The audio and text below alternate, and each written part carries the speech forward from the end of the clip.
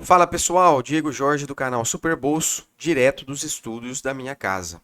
E hoje com essa notícia bombástica, entidade expõe maior escândalo bancário do mundo no Brasil.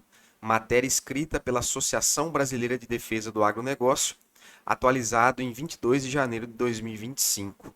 Mas o que será que tem a ver o Banco do Brasil com o maior escândalo bancário do mundo? Olha só em que notícia de deixar o cabelo em pé. Vamos então aqui dar uma olhada nessa matéria, né?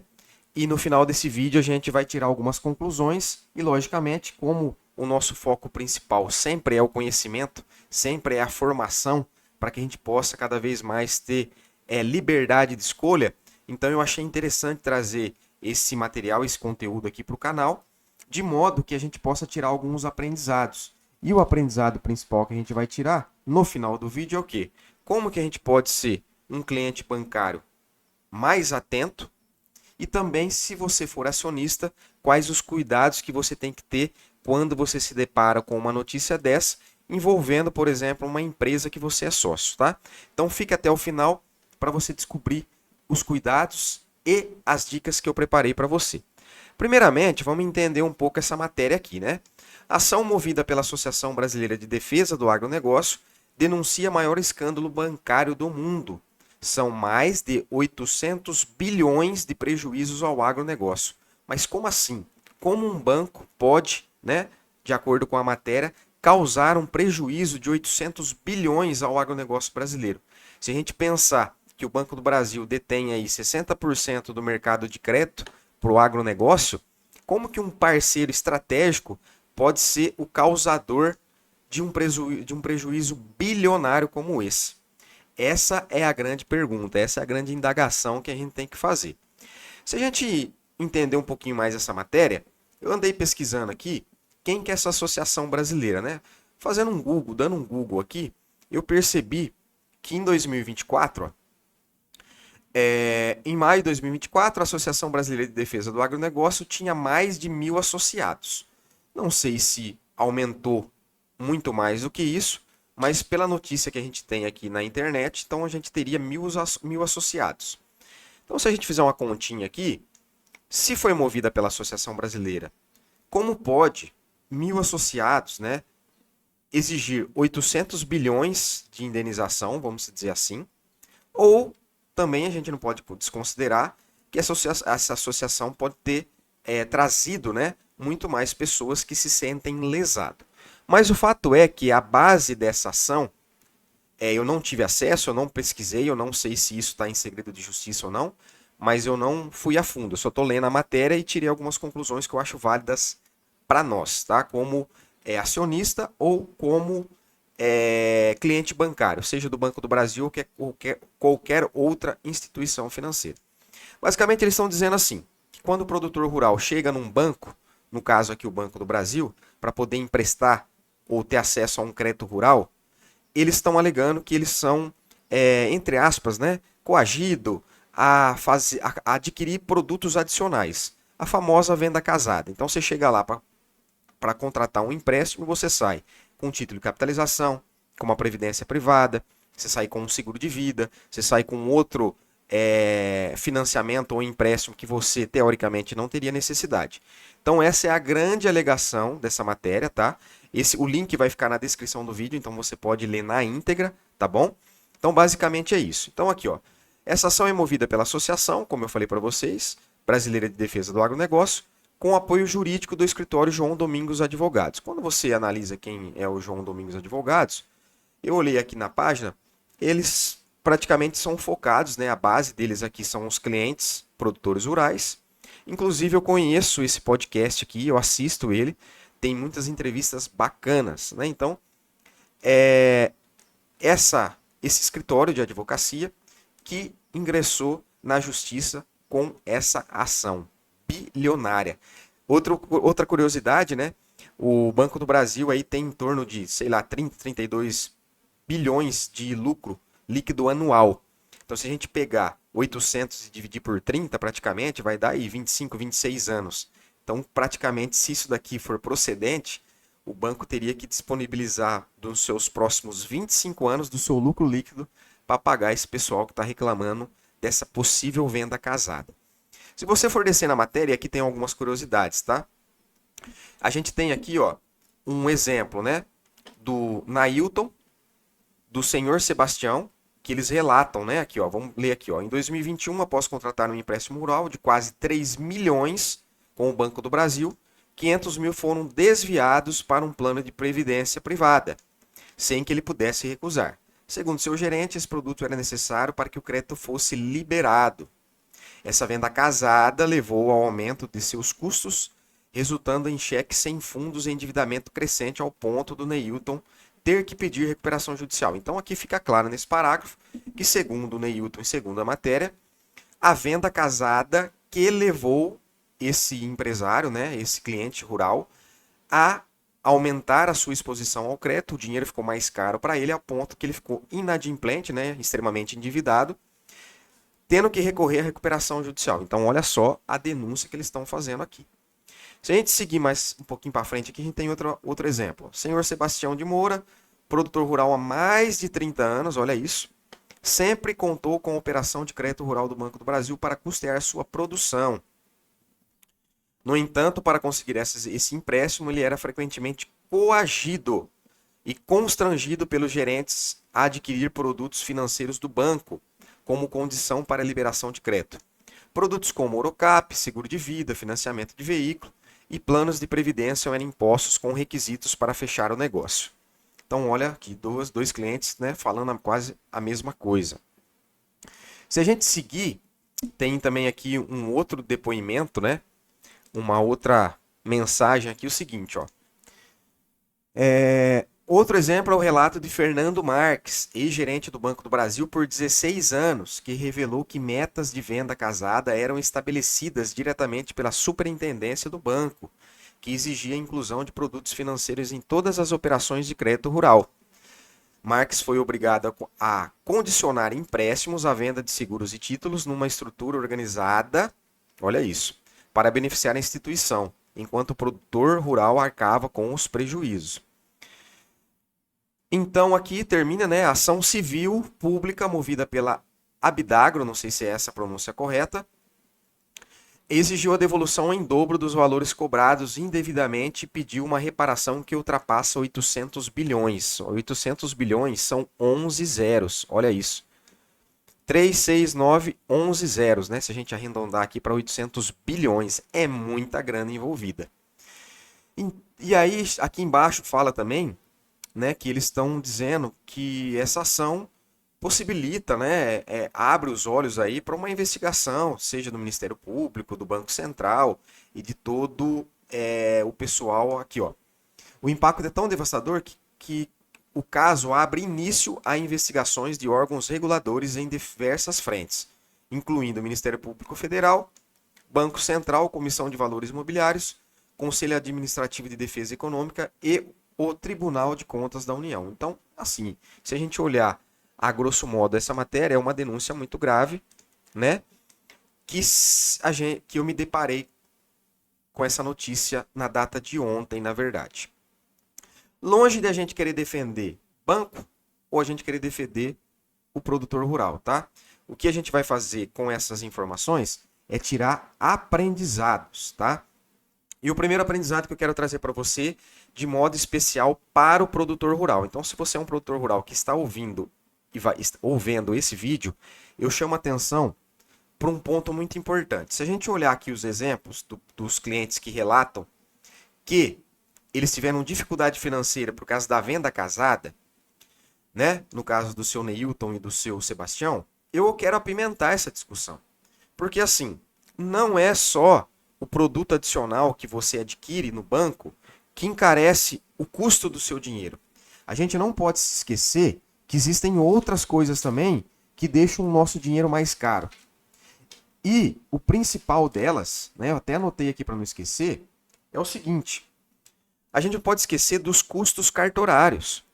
Um produtor rural que pega 3 milhões, nesse caso aqui, tá? Não precisa logicamente ser esse valor, mas dependendo da garantia que você utiliza numa operação rural, seja ela de hipoteca, seja ela de penhor, às vezes há necessidade de você ir no cartório e registrar isso na matrícula do imóvel rural. E uma operação de 3 milhões, meus amigos, para você fazer um registro cartorário, fica uma pancada. É um valor astronômico para você fazer isso. Então, em hipótese alguma, isso foi colocado aqui nessa ação. E eu penso que é sim um critério que deveria também ter sido colocado em pauta. Isso precisa ser discutido. Logicamente, a gente sabe que por todos os critérios há um monopólio dos cartórios de registros, né? É um cartório para uma área, às vezes é um cartório só em uma cidade, logicamente que tem o porquê disso, né? Não quero entrar nesse mérito. Mas isso também deixa muito caro a operação rural. O registro cartorário é caríssimo, é caríssimo. Então, uma pancada dessa de 3 milhões ficou o olho da cara para poder registrar isso em cartório. Tá? Então, esse é o primeiro ponto que eu levanto aqui também. Não são só os produtos adicionais que, porventura, a pessoa contrata, tá? Mas sim também os custos adicionais, por exemplo, do cartório. Segundo ponto que eu quero levantar aqui também, que acontece demais. É comum, né? E é sabido também que os recursos destinados à produção rural hoje elas não são mais suficientes. A demanda hoje é tão alta que todo o dinheiro que o governo libera já não é mais suficiente. Tanto é que o Plano Safra começa sempre no meio do ano, em julho, né? Vai de julho a junho do ano seguinte, e chega ali na metade do Plano Safra, você já não tem mais dinheiro com juros barato. E se o produtor ele tem a necessidade, às vezes, de fazer uma renovação. Então vamos pegar um exemplo. O produtor rural ele produz leite. Aí por algum motivo acabou a comida dele. Seja por clima ou seja simplesmente porque ele não produziu o suficiente. O que ele faz? Ele tem que comprar com mais comida. Aí ele vai no banco e fala assim, ó, eu preciso de um custeio para eu poder comprar comida para minhas vacas de leite. O gerente do banco fala assim, olha, a gente tem dinheiro, porém não é dinheiro de recurso federal, do governo. Então a gente tem o dinheiro do recurso próprio do banco, só que a taxa de juros é mais alta, porque ela não é subsidiada. Se o produtor rural não tiver um caixa, o que ele vai fazer? Ele vai tomar esse crédito. Ele vai precisar desse crédito, porque ele vai deixar as vacas dele passar fome. Ele vai arrumar dinheiro com terceiros, por exemplo. Ou ele vai numa empresa que vende silagem, por exemplo, e vai comprar a prazo. Com certeza, todas essas situações que eu apresentei, o dinheiro naturalmente ele é mais caro do que o dinheiro que se fosse proveniente de um recurso subsidiado, tá? Então esses são dois pontos também importantíssimos que faz com que o produtor rural eleve o aumento dos seus custos, como está exemplificado aqui por esse produtor, o Neilton, tá? Então, se você é produtor rural, a minha dica é cuidado na hora de você ficar tão exposto assim ao crédito, seja rural ou qualquer outra coisa. Você pode estar criando uma dependência bancária muito grande, tá? Uma dependência bancária muito grande. Ou seja, o seu negócio parece que não anda mais se você não tiver o quê? Recurso de terceiro, recurso bancário. Isso é um risco. Se você passar por um ano de falta de chuva, ou um ano onde, às vezes, por alguma praga, a sua produção não foi tão boa, ou a sua commodity não teve valor agregado porque o preço caiu, a procura diminuiu, você vai ser impactado, o seu bolso vai ser impactado. E você vai recorrer automaticamente ao crédito bancário, ao crédito rural, que às vezes não vai ser tão atrativo assim. Então a dependência bancária tem que ser sim um ponto de interrogação para qualquer cliente bancário, seja ele produtor rural ou não. Segundo ponto que eu chamo a atenção, no caso do senhor Sebastião, produtor rural há mais de 30 anos. Meus amigos, 30 anos. No mínimo ele deve ter de 20 a 25 anos bancarizado. Como que ele pode, né? Assim, a gente não estou dizendo que é o caso dele, mas assim, uma pessoa que tem tanto vivência assim, uma pessoa que ele já é cliente bancário há muito tempo, ele não pode ter um analfabetismo financeiro. Ele precisa ser instruído, ele precisa ter conhecimento do que ele está contratando, dos produtos que eles estão oferecendo. E hoje a gente tem informação na internet. Esse canal fala sobre isso, por exemplo. Você pode consultar um advogado, você pode pedir informação. Tem tantos caminhos, né? O seu próprio o contador vai ter conhecimento bancário sobre isso. Um bom contador com certeza tem. Um bom contador vai conseguir fazer uma conta para você se o dinheiro que você está pegando ele é um custo barato ou um custo caro perante ao negócio que você tem. Então procure conhecimento, procure ajuda. As margens do agronegócio estreitaram demais. Se você realmente não tomar cuidado com o dinheiro que você está pegando, você vai se alavancar demais, o dinheiro vai ficar extremamente caro para você e você não vai ver resultado. Logicamente que é isso que está acontecendo. Infelizmente, tá? Então cuidado também com o analfabetismo financeiro. Hoje você precisa ter conhecimento das coisas que você está contratando, tá? E aí, a dependência financeira, a falta de conhecimento, automaticamente vai fazer o quê? Criar uma vulnerabilidade financeira causado principalmente pela necessidade ou pelo endividamento, onde você necessita ficar fazendo renovações, constantes renovações, porque você não tem condição de pagar às vezes aquele financiamento. Ou você vende tudo que você tem, ou parte do negócio que você tem para pagar suas dívidas, ou você procura o quê? Uma renovação daquele limite de crédito, daquele crédito que você tem, para poder começar um ciclo novo. Né? E às vezes, volto a dizer, você não vai encontrar um crédito tão barato assim como no início. Por quê? As taxas de juros mudam, as coisas mudam e às vezes naquele momento não está favorável. Além do mais, às vezes você vai vender as suas coisas e o valor não está tão favorável assim. Exemplo, trabalho com gado, vou vender o meu gado, minha arroba, minha carne, chega lá, o preço não está favorável. E aí o que você faz? Você vende e aceita que está barato ou você segura o seu produto e vai atrás de um crédito? Que é alternativas que às vezes acontecem com o produtor rural. Voltando à questão da vulnerabilidade, vale lembrar também que isso aqui, a vulnerabilidade, não é motivo para as instituições financeiras não usarem da ética e, entre aspas, ter uma atitude de venda casada, como é o caso que está acontecendo aqui. A gente não pode generalizar. Os funcionários bancários têm sim um código de ética, têm sim um compliance e eles não podem simplesmente vender produtos simplesmente porque estão pensando apenas na sua meta. Logicamente que a meta é importante, toda empresa financeira principalmente tem meta sim, às vezes muito exagerada, mas tem, tá? E realmente os funcionários precisam entregar esse resultado, porém não é de qualquer jeito, como parece que está acontecendo aqui nessa matéria. Existe sim um código de ética, um compliance, existe código de defesa do consumidor, existe toda a fiscalização feita pelo Banco Central, tá?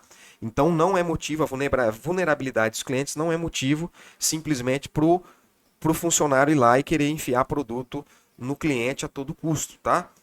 Outro ponto importante para a gente finalizar aqui essa questão dessa análise dessa matéria, que é o que traz aqui o ex-funcionário do banco, falando sobre metas de venda casada estabelecidas diretamente pela superintendência. Isso daqui é sério, logicamente, né?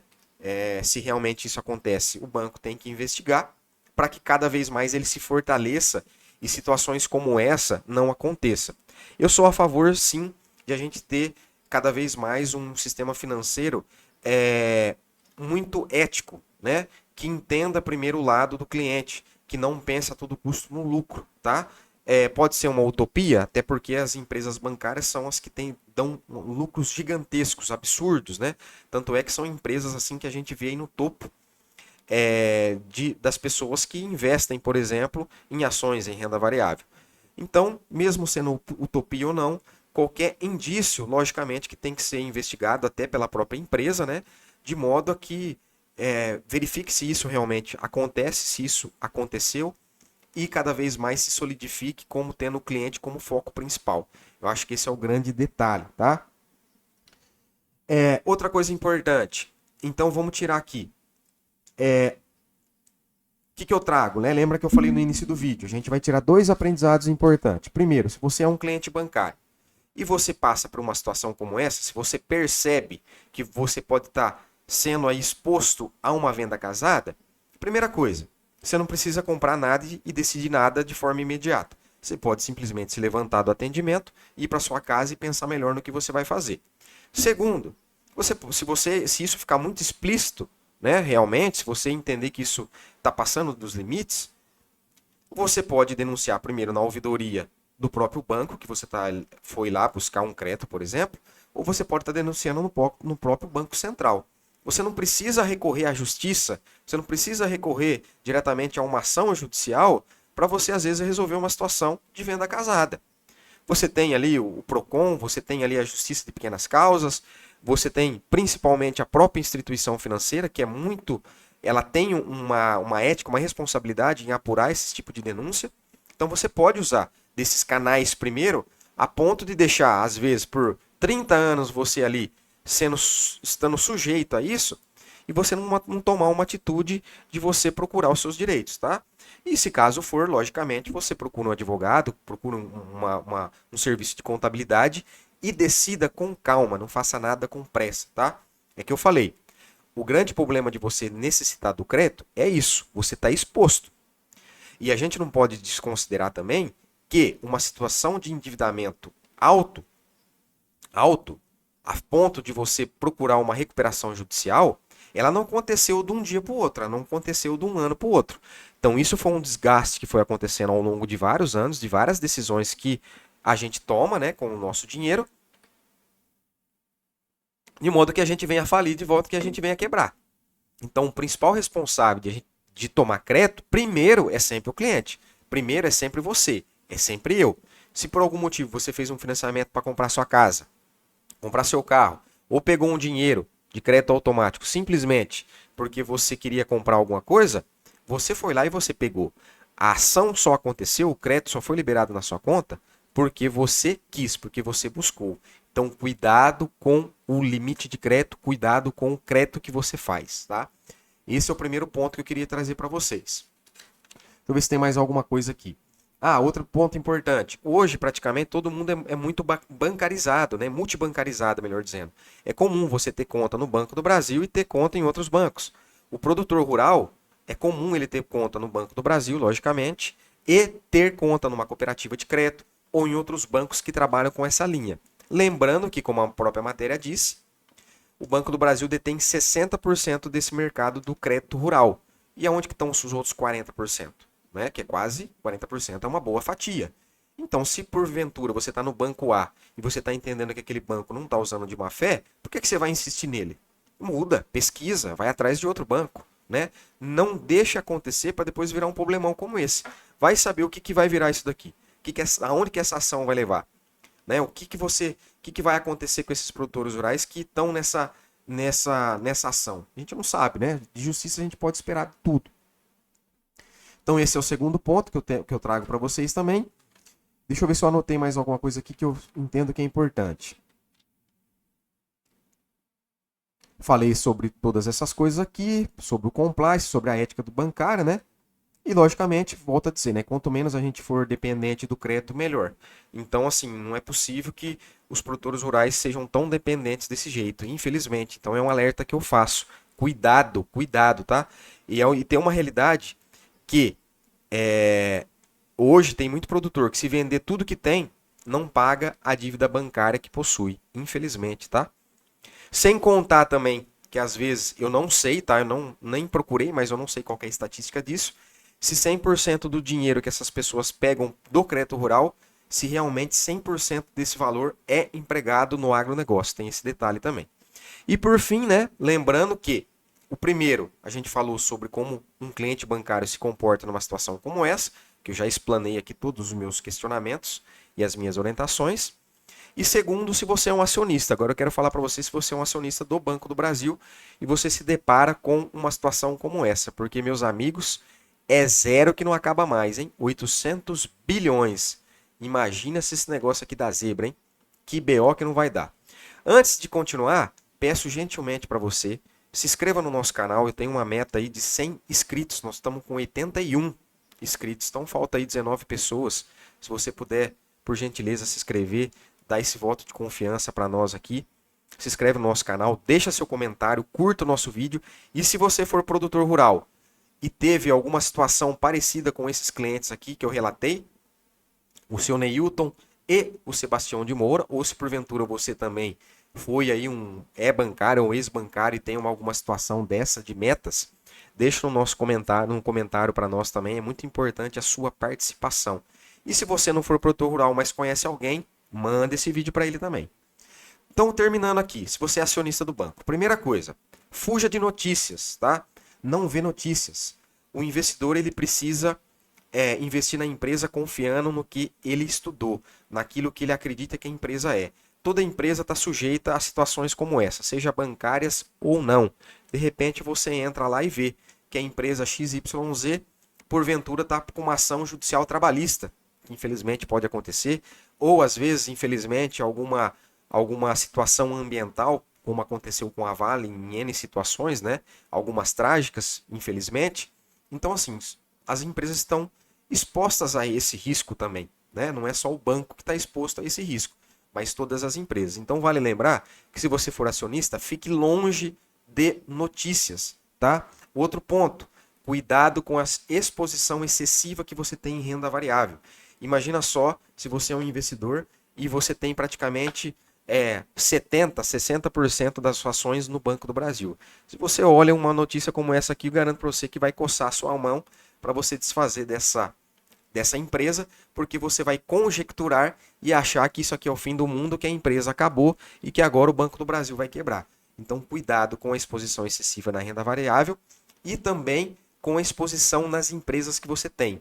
Quanto mais diversificação, melhor. E quanto menos concentração você tiver, muito melhor. Diversifique, pulverize os seus investimentos, tenha boas empresas, de modo que não passe de 3 a 5%, onde cada empresa tem o seu recurso aplicado, tá? Porque numa situação como essa, independente do que pode ou não acontecer, você está com a sua cabeça tranquila e você pode dormir em paz, tá? Então esse vídeo eu trouxe apenas como um aprendizado. Volto a dizer, tá? Aprendizado para a gente ser um cliente financeiro, cliente bancário melhor, a ponto de que quando a gente for precisar de algum serviço bancário, a gente esteja ligado nas coisas que podem acontecer. E se porventura a gente for alguém que passar por uma situação como essa, entre aspas, uma venda casada, né? Que é o caso aqui que está sendo exposto, que a gente sabe aonde a gente pode recorrer primeiro, sem ter que necessariamente ir para a justiça, por exemplo. E por fim, se você é acionista, foge de notícias como essa. Não fique caçando essas notícias, tá? Isso aqui cria um nervosismo, às vezes uma ansiedade, e você vai tomar alguma decisão de forma precipitada. Ok? Então esse é o vídeo de hoje. Espero que vocês tenham gostado. Fiquem com Deus e até a próxima, se Deus quiser.